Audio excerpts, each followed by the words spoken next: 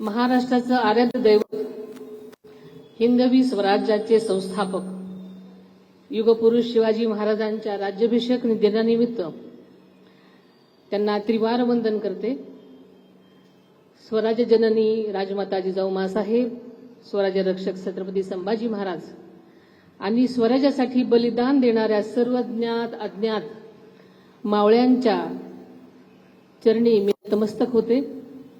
समस्त शिवभक्तांना शिवस्वराज्य दिनाच्या मनापासून शुभेच्छा देते.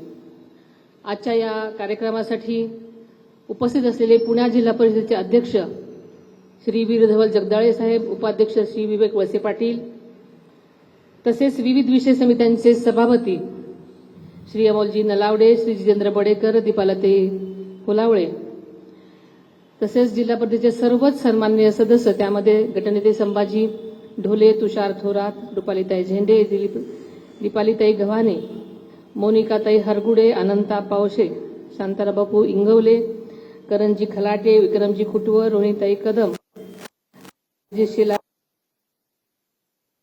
सर्वच सन्माननीय लोकप्रतिनिधी, मुख्य कार्यकारी अधिकारी श्री गजाननजी पाटील, श्री चंद्रकांतजी वाघमारे, जिल्हा परिषदेचे सर्वच अधिकारी, कर्मचारी व संपूर्ण टीम, सर्व सन्माननीय पत्रकार व सर्व मीडियाचे प्रतिनिधी आणि सर्व माझे शिवभक्त बंधू भगिनींनो, आजचा दिवस महाराष्ट्राच्या इतिहासातील अत्यंत गौरवशाली दिवस आहे. 6 जून 1674 रोजी रायगडाच्या पवित्र भूमीवर छत्रपती शिवाजी महाराजांचा राज्याभिषेक झाला आणि खऱ्या अर्थानं रयतेचे राज्य हिंदवी स्वराज्याचा अस्तित्वात आलं. हा केवळ राज्याचा राज्याभिषेकच नव्हता, तर तो स्वाभिमानाचा, स्वातंत्र्याचा आणि लोककल्याणकारी चळवळीचा विजय होता. मला विशेष आनंद आहे की आपल्या पुणे जिल्हा परिषदेच्या पुढेकारानं शिवराज्य दिनाची ही संकल्पना पहिल्यांदाच राबवली. ज्या पुण्यभूमीत राजमाता जिजाऊंनी बालशिवबांना त्यांच्या मनामध्ये स्वराज्याची बीजं रुजवली, त्याच पुण्यातून सुरू झालेली ही शिवराज्य दिनाची संकल्पना राज्यभर पोचली आहे, ही अत्यंत अभिमानाची गोष्ट आहे. छत्रपती शिवाजी महाराजांनी सर्व जाती, धर्म, पंथ आणि समाज घटकांना सोबत घेऊन या स्वराज्याची उभारणी केली.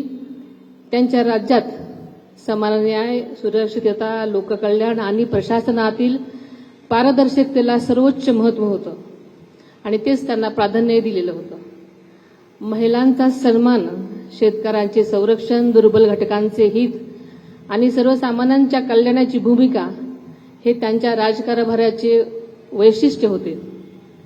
महाराज हे केवळ पराक्रमी योद्धेच नव्हते, तर ते दूरदृष्टीचे प्रशासक, कुशल संघटक आणि लोकहितदक्षाचे राजे होते. त्यांनी महाराष्ट्राला स्वाभिमानाने जगण्याची प्रेरणा दिली, अन्यायाविरुद्ध उभं राहण्याचं बळ दिलं आणि संकटावर मात करण्याचा आत्मविश्वास दिला. आजच्या काळात सुद्धा शिवरायांचे विचार तितकेच मार्गदर्शक आहेत. समाजामध्ये एकोपा, बंधुता, सामाजिक न्याय आणि विकासाची भावना रुजवण्यासाठी त्यांच्या विचारांचे स्मरण आणि आचरण आवश्यक आहे.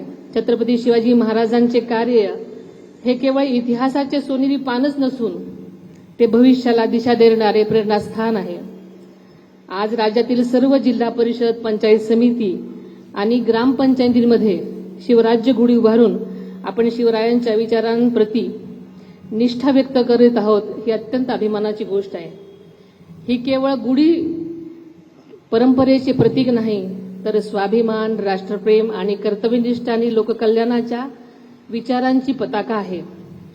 आजच्या शिवस्वराज्य दिनाच्या आपण सर्वांनी मिळून छत्रपती शिवाजी महाराजांच्या विचारावर चालण्याचा, समाजहितासाठी आणि कार्य करण्याचा आणि महाराष्ट्राला अधिक सक्षम, समृद्ध आणि प्रगत बनवण्याचा संकल्प करूयात.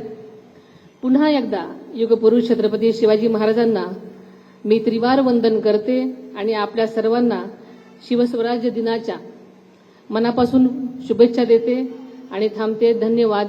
जय हिंद, जय महाराष्ट्र, जय जिजाऊ, जय शिवराय.